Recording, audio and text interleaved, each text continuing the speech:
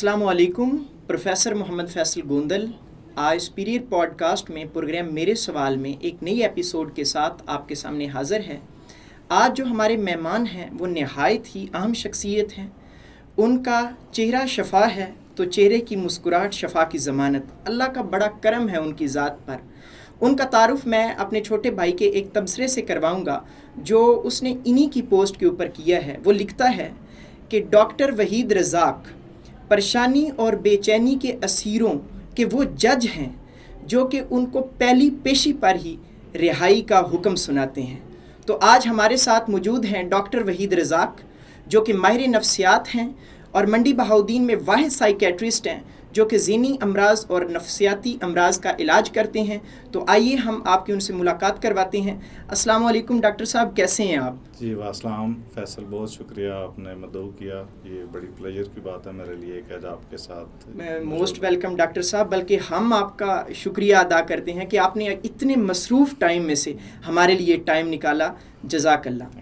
Doctor साहब, आज के प्रोग्राम मेरे सवाल में मेरा आपसे पहला सवाल है कि लोगों को जिन भूत का साया हो जाता है और वो उससे छुटकारा पाने के लिए पीरों फ़कीरों के पास चले जाते हैं, दम दरूद करवाते हैं, उनको कोई खातर खा अफाका नहीं होता। फिर वो लौट के आपके पास आते हैं, आप एक छोटी सी गोली देते हैं, उनको फ़र्क पड़ता है। वो छोटी सी गोली क्या AK-47 की गोली की कोई किस्म है या ये जिन भूत का चक्कर ही नहीं, ये कोई नफ्सियाती मर्ज़ है? काइंडली इसकी वजाहत कीजिए।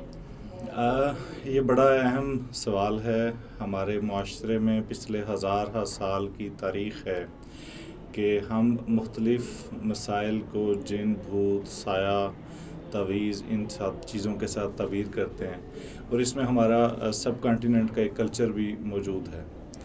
और इंटरेस्टिंग बात यह है कि ये इस्लाम से हट के दीगर मज़ाहिब के अंदर भी इन चीज़ों का कंसेप्ट मौजूद है, तो इसलिए इस खित्ते के सब लोग इस चीज़ को देखते हैं। बिल्कुल, हॉलीवुड की ज़्यादातर मूवीज़ ये हॉरर मूवीज़ हैं। हाँ। तो इसमें अब ऐसा होता है कि जब भी कोई ऐसा मसला जो कि जिस्मानी तौर पे नज़र नहीं आ रहा होता, जिसको लोग समझ नहीं पा रहे होते, तो उसे वो जिन, भूत, साए से ताबीर करने लगते हैं। ठीक है। और स्पेशली नफ्सियाती मसाइल जिनको लोग देख भी नहीं पाते, महसूस नहीं कर पाते, तो वो उसको इसी चीज़ से ताबीर करते हैं और इवेंचुअली फिर इस तरह के मुख्तलिफ़ मराहिल से गुज़र के जब हमारे पास पहुँचते हैं तो हम कोशिश ये करते हैं कि उनकी बात को सुन सकें, समझ सकें, उन्हें कथारसिस का मौका दे सकें और अपनी तरफ से इलाज की कोशिश कर सकें और अक्सर अल्लाह ताला उसमें शिफा भी देते हैं। क्या बात है। हम देखते रहते हैं आप जिन भूत के ऊपर मबनी सेमिनार्स भी कंडक्ट करते हैं, लोगों को इससे मुतल्लिक़ जानकारी भी मुहैया करते हैं। रिसेंटली आपने एक बहुत बड़ा सेमिनार जिम खाना के अंदर भी कंडक्ट किया है। जी। तो डॉक्टर साहब, आपके साथ प्रोग्राम मेरे सवाल में मेरा दूसरा सवाल है कि आम तौर पे हम ये सुनते हैं, ये कहावत भी है, कहा जाता है, पुराने लोगों का माकूला भी है कि वहम का कोई इलाज नहीं, वहम एक लाइलाज मर्ज़ है। तो क्या आप भी समझते हैं कि वहम लाइलाज है? क्या जहाँ तक मैं समझता हूँ कि पुराने वक्तों की अगर हम बात करें तो ऐसी कई बीमारियाँ थीं कि जिनका इलाज दस्तयाब नहीं था, लेकिन जब आज हम पोस्ट मॉडर्न ईरा में देखते हैं तो उन बीमारियों का इलाज दस्तयाब है। तो क्या वहम भी काबिल इलाज मर्ज़ है? ये बड़ा अहम सवाल है, बहुत शुक्रिया। एक्चुअली ये एक जो मशहूर मुहावरा या मकोला है कि हकीम लुकमान के पास भी वहम का इलाज नहीं था। बिल्कुल बिल्कुल। तो इस एक मुहावरे ने बेशुमार लोगों को इलाज हासिल करने से रोक रखा है। ठीक है। हकीकत ये है कि वहम की बीमारी एक बहुत आम बीमारी है जो कि बहुत ज़्यादा तकलीफ़ देह है। लोगों को उनकी सेहत के मुतल्लिक़ वहम हो सकता है, अपने इर्द गिर्द की चीज़ों के मुतल्लिक़ वहम हो सकता है और वो जो है ना, अगर इसके लिए हेल्प सीख करें तो ये मुकम्मल तौर पर काबिल इलाज बीमारी है। और OCD जिसको अंग्रेज़ी में ये ऑब्सेसिव कंपल्सिव डिसऑर्डर का ये एब्रीवेशन है, तो ये इसको उर्दू में कहते ही वहम की बीमारी है। ठीक है। इसमें हाथ धोने के बारे में ये ख्यालात आ सकते हैं, गंदगी का वहम हो सकता है, ताले बंद करना, ताले ये खोलना वहम हो सकते हैं। तो ये सारी वहम की बीमारियां। और आजकल जो एक बीमारी बहुत आम है वो ये है कि लोगों को अपनी सेहत के बारे में वहम रहता है कि जी मुझे कोई हार्ट अटैक ना हो जाए, मेरे मैदे में कोई गड़बड़ है, कहीं मुझे कैंसर ना हो गया हो। तो इस तरह के वहम की वजह से वो लोग मुख्तलिफ़ डॉक्टर्स के पास जाते रहते हैं, गैर ज़रूरी टेस्ट करवाते रहते हैं। मैंने लोगों को घर बार प्लाट प्रॉपर्टियाँ बेच कर टेस्ट करवाते हुए देखा है, लेकिन वो वहम निकल नहीं पा रहा होता क्योंकि वहम का इलाज नहीं किया जा रहा होता। تو اس لیے فوکس یہ ہے کہ وہم ایک قابل علاج بیماری ہے جس کا علاج گفتگو کے ذریعے یا دوائیوں کے ذریعے کیا جا سکتا ہے. اور اگر اچھا میڈیکیشن ہے وہم کے علاج کی؟ میڈیکیشن بھی ہے اور سائیکو تھراپی بھی ہے, دونوں چیزیں ہیں. ٹھیک ہے. تو اگر اس کا علاج کیا جائے تو یہ قابل علاج ہے اور کافی حد تک بندہ اس سے نکل سکتا ہے. شکریہ ڈاکٹر صاحب, آپ نے بڑی ہوپ فل بات کی ہے کہ جو لوگ یہ سمجھ بیٹھے ہیں کہ ان کے وہم کا کوئی علاج نہیں, تو ان کے لیے یہ ایک ہوپ فل نیوز ہے کہ ان کے وہم کا علاج دستیاب ہے اور ڈاکٹر وحید رزاق اس کا علاج کرتے ہیں.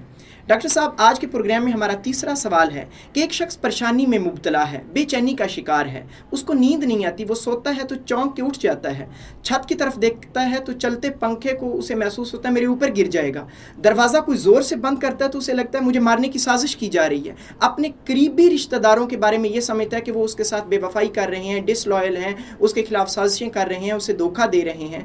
اپنے فیوچر کے بارے میں بڑا وہ شخص پیسیمسٹک ہو جاتا ہے, اسے لگتا ہے کہ مستقبل قریب کے اندر وہ ذلیل و خوار ہو جائے گا, غربت سے دوچار ہو جائے گا, اسے لگتا ہے کہ وہ اپنے اندر سے موٹیویشن کو کھو دے گا, وہ موٹیویٹڈ نہیں رہتا. تو ایسے لوگوں کا کیا علاج ہے؟ کیا میڈیسن موجود ہے جو ایسے لوگوں کی ہیلپ کر سکے, یا ایسے لوگوں کو آپ کس طرح سے گائیڈ کریں گے کہ وہ خود اپنی مدد کر سکیں؟ مظفر وارثی صاحب کا ایک شعر ہے کہ بستر ہجر پہ سویا نہیں جاتا اکثر, بستر ہجر پہ سویا نہیں جاتا اکثر, نیند آتی تو ہے گہری نہیں آیا کرتی. تو یہ ہے کہ نیند اکثر خراب ہو جاتی ہے اور اڑ جاتی ہے بے چینی کی بیماریوں میں, اور لوگ پھر اس کو اور تکلیف میں چلے جاتے ہیں. ہوتا کیا ہے کہ آپ کا دماغ روٹین میں خطرات کو پک کرتا ہے, اور اگر آپ کے ارد گرد کوئی تھریٹ موجود ہو تو آپ کو الارم کرتا ہے تاکہ آپ اپنے جسم کو تیار کر سکیں اس خطرے سے نمٹنے کے لیے. ٹھیک ہے. تو یہ ایک انسان کا قدرتی طور پر دفاعی میکانزم ہے. لیکن ہوتا کیا ہے کہ بعض اوقات خطرات موجود نہیں ہوتے اور آپ کا دماغ آپ کو اس کے بارے میں الارم دینا شروع کر دیتا ہے. ایگزیکٹلی وہ وہمی ہم کہہ سکتے ہیں. ہاں, وہ آپ کو ایک ایسا, آپ کی ہر وقت ایک ایسی کیفیت ہوگی جیسے آپ کسی خطرے سے دوچار ہیں. آپ کی ہر وقت ایک ایسی کیفیت ہوگی جیسے کوئی مصیبت آنے والی ہے. جیسے بچے باہر نکلے ہیں تو پتہ نہیں واپس آئیں گے یا نہیں, بالکل. میاں باہر نکلا ہے تو پتہ نہیں واپس آئے گا یا نہیں, کوئی گھر کا کوئی پرابلم جو ہے نا وہ تو نہ ہو جائے. تو ہر چیز کے گرد وہم کا ہونا, ہر چیز کے گرد فکر, وسوسے اور خیالات کا آنا, یہ جنرلائزڈ انگزائٹی ڈس آرڈر کی نشانیاں اور علامات ہیں. اور اس کو کیور کیسے کیا جا سکتا ہے؟ کیا میڈیسن کے اندر کوئی ایسی نئی ایجاد ہے؟ کیا آپ کے پاس کوئی اور حل ہے اس کا کہ لوگوں کو کیسے اس ڈس آرڈر سے نکالا جا سکتا ہے؟ اچھا, جو جنرلائزڈ انگزائٹی ڈس آرڈر ہے obviously یہ قابل علاج ہے, اس میں گفتگو کے ذریعے علاج ہے. مثلاً اگر تو کوئی ایک خاص ٹاپک ہے جو کہ آپ کو پریشان کر رہا ہے تو آپ اس ٹاپک کے بارے میں قرید کے, اس کے بارے میں بات کر کے اور اس کی تھاٹ ریسٹرکچرنگ کر کے ہم اس کو ٹھیک کرنے کی کوشش کر سکتے ہیں. دوسرا طریقہ علاج دوائیوں کے ذریعے ہوتا ہے جس میں ہم obviously میڈیکیشن کے ذریعے اس انگزائٹی کے لیول کو ذرا کم کرنے کی کوشش کرتے ہیں, سلیپ کو بہتر کرنے کی کوشش کر سکتے ہیں. لیکن یہ میں ایک غلط فہمی ذرا دور کرتا ہوں اسی موقع پہ کہ اکثر لوگوں کا بدقسمتی سے یہ خیال ہوتا ہے کہ اگر آپ سائیکیٹرسٹ کے پاس جاتے ہیں تو وہ کوئی آپ کو ایسی دوائی دیں گے جس سے آپ ہر وقت سوئے رہیں گے. سوتے رہیں گے. تو اس لیے یہ اکثر لوگوں نے میرے ساتھ بھی ڈسکس کیا, لیکن میں اب کیونکہ آپ کے ساتھ میرا تعلق ہے تو میں جانتا ہوں اس چیز کو, تو میں اکثر لوگوں کو اس کے متعلق گائیڈ کرتا ہوں. تو ایشو یہ ہے کہ یہ جو غلط فہمی موجود ہے یہ بے شمار لوگوں کو علاج کروانے سے روکتی ہے. نیند کی دوائی ہم بہت کم استعمال کرنے کی کوشش کرتے ہیں, اور صرف بامر مجبوری اس وقت جب رات کو اگر نیند نہیں آ رہی. ہماری خواہش اور کوشش ہوتی ہے کہ دن کے وقت اگر ایک بندہ اپنے کو جاب کر رہا ہے, اس نے اپنے فیملی میٹرز کو دیکھنا ہے, تو ایٹ لیسٹ وہ اس کو جاگتے ہوئے اور فریش ہونا چاہیے. اور بلکہ اگر ہم انکریج کرتے ہیں کہ اگر وہ ممکنہ طور پر بزی رکھ سکے, کوئی ایکٹیویٹی میں انگیج رہ سکے, تو وہ زیادہ اچھی بات ہے. That's great. اچھا ڈاکٹر صاحب, ہمارا آج کے پروگرام میں چوتھا اور آخری اور اہم سوال ہے کہ آپ کے پاس ایک الیکٹرو کنولسو تھراپی کا کانسیپٹ ہے جس کی شارٹ فارم ہے ECT. یہ کیا ہے؟ یہ نفسیاتی مریضوں کی کوئی پنشمنٹ ہے یا علاج ہے؟ کیونکہ عام طور پہ ہم نے بالی ووڈ موویز کے اندر بھی دیکھا ہے کہ ہیرو کی ماں کو ولن الیکٹرک شاکس دے رہا ہوتا ہے اور ہم اس کو بجلی کے جھٹکوں کے ساتھ ہی منسوب کرتے ہیں. اور ریسنٹلی آپ کی ایک پوسٹ میں نے پڑھی جس میں آپ نے ذکر کیا کہ آپ کا کوئی پیشنٹ تھا، اقبال اس کا نام تھا، جس کو جب آپ نے الیکٹرو کنولسو تھراپی سجیسٹ کی تو وہ اتنا ڈر گیا کہ وہ گھر سے بھاگ گیا، کسی جنگل میں چلا گیا، ایون کہ اس کی ڈیتھ ہو گئی اور ہڈیاں اس کی بوسیدہ فارم میں ملیں. تو یہ الیکٹرو کنولسو ایون کہ کیونکہ میرا لٹریچر کے ساتھ تعلق ہے، ہمارے لٹریچر کے اندر بھی میں نے اس کو نیگیٹو کانوٹیشن کے ساتھ ہی دیکھا ہے کہ آپ دیکھیں کہ لٹریچر کے اندر ایک پلے ہے کیئر ٹیکر جس کے رائٹر ہیں ہارولڈ پنٹر. انہوں نے ایک کریکٹر اس میں کریکٹرائز کیا ہے جس کا نیم ہے ایسٹن. اس کو چائلڈہڈ میں الیکٹرک شاکس دیے جاتے ہیں اور وہ تھرو آؤٹ اس کی لائف ہاریبل ڈریمز کے طور پہ اس کا پیچھا کرتے ہیں. تو یہ الیکٹرو کنولسو تھراپی جو ہے یہ واقعی کوئی علاج ہے یا نفسیاتی مریضوں کا کوئی نفسیاتی مریضوں کے لیے کوئی پنشمنٹ ہے؟ اس کو ذرا ایکسپلین کیجیے. اچھا، بہت شکریہ. اچھا، ایک تو وہ جو آپ نے میری پوسٹ کا ذکر کیا اس میں جو وہ اقبال وہ ایک فرضی نام ہے، اس جو اصل مریض ہے اس کی شناخت کو اس کے احترام میں نے ریئل آئیڈینٹی کو ریویل نہیں کیا، بٹ واقعات سارے وہ حقیقت پہ مبنی.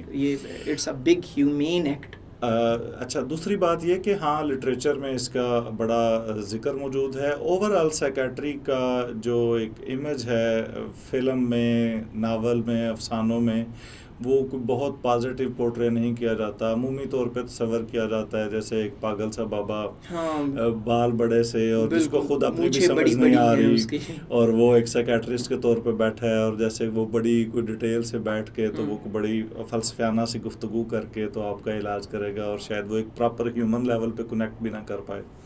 تو ایسا نہیں ہے. اسی طرح ایک جو مووی ابھی کچھ عرصہ پہلے آئی تھی منٹو، اس میں بھی بتایا جاتا ہے ویسے کہ منٹو کو بھی جو ہے نا الیکٹرک شاک دیے گئے تھے. بالکل. یہ شاہد ندیم صاحب اس کے رائٹر ہیں اور سرمد کھسٹ صاحب اس میں منٹو کا رول پلے کر رہے ہیں. بالکل. تو اس میں بھی ان کو ECT دی جاتی ہے. تو اس کو ایونچولی ظاہر ہے کہ ڈراماٹائز اور سینسٹائز وہ بہت زیادہ اس کو ہائپ کریٹ کرنے کے لیے اس طرح کا دکھایا جاتا ہے. حقیقت یہ ہے کہ ECT ایک انتہائی اہم لائف سیونگ پروسیجر ہے جو کہ ٹریٹمنٹ ریزسٹنٹ ڈپریشن میں، ٹریٹمنٹ ریزسٹنٹ بائی پولر میں اور دیگر کچھ لائف تھریٹننگ کنڈیشنز میں ایک معجزاتی کردار ادا کر سکتا ہے. اور لائف سیونگ ہے، بالکل سیف ہے. اس کی مورٹیلٹی یعنی کہ جو اس کی اموات کا رسک ہے اس کے ساتھ جڑا ہوا وہ تقریباً 1 لاکھ میں 1 فرد کے برابر ہے، جو کہ بہت باقی دیگر پروسیجرز اور آپریشنز کی نسبت اور علاجوں کی نسبت بہت کم ہے. انتہائی سیف طریقہ کار میں ہے، اور جس مریض کو اس کی ضرورت ہو وہ اس کے ساتھ بہت جلدی ریکور کرتا ہے. لیکن بدقسمتی سے معاشرے کے اندر اس کی آگاہی نہ ہونے کی وجہ سے بہت سارے لوگ اس کا علاج نہیں کروا پاتے، جان سے ہاتھ دھو بیٹھتے ہیں، لیکن علاج کے بارے میں مسکنسیپشنز ہونے کی وجہ سے اس سے محروم رہتے ہیں. تو ECT کے بارے میں ہمیں یہ بات کرنے کی ضرورت ہے کہ لوگوں کو بتا سکیں کاش کہ اگر آپ کا ڈاکٹر آپ کو یہ تجویز کر رہا ہے تو اس کو ضرور کنسیڈر کریں. آپ سیکنڈ اوپینین لے سکتے ہیں، تھرڈ اوپینین لے سکتے ہیں، لیکن یہ نہیں ہونا چاہیے کہ آپ علاج سے مکمل طور پر دور ہو کر گھر بیٹھ جائیں، کیونکہ بعض اوقات ایسی کیفیت میں مریض خودکشی کر سکتا ہے، اپنی جان لے سکتا ہے، کسی کی جان لے سکتا ہے. تو ECT کی اسپیشل انڈیکیشن ہی یہ ہے کہ اگر پیشنٹ سوئسیڈل ہو یا risk of harm to others ہو یا بالکل دوائیوں کو رسپانڈ نہ کر رہا ہو تو اس وقت ہم ECT کرتے ہیں، جو کہ بہت اہم اور انتہائی محفوظ طریقہ علاج. Thank you so much doctor صاحب، اٹس ویری انفارمیٹیو. آپ نے کافی میرا خیال ہے کہ لوگوں کے ابہام دور کیے ہیں اپنی اسٹیٹمنٹ سے. تو ناظرین، آج ہمارے ساتھ تھے ڈاکٹر وحید رزاق جنہوں نے ہمارے سوالوں کے جوابات دیے اور کافی جو ابہام تھے، جو غلط قسم کی انفارمیشن تھی اس کو بہت اچھے طریقے سے ڈیل کیا اور بہت اچھے طریقے سے اس کو دور کیا. ہم اس کے لیے ان کے شکر گزار ہیں. آئندہ بھی ہم اسی طرح آپ کے ساتھ مختلف قسم کے پروگراموں میں حاضر ہوتے رہیں گے. شکریہ، جزاک اللہ.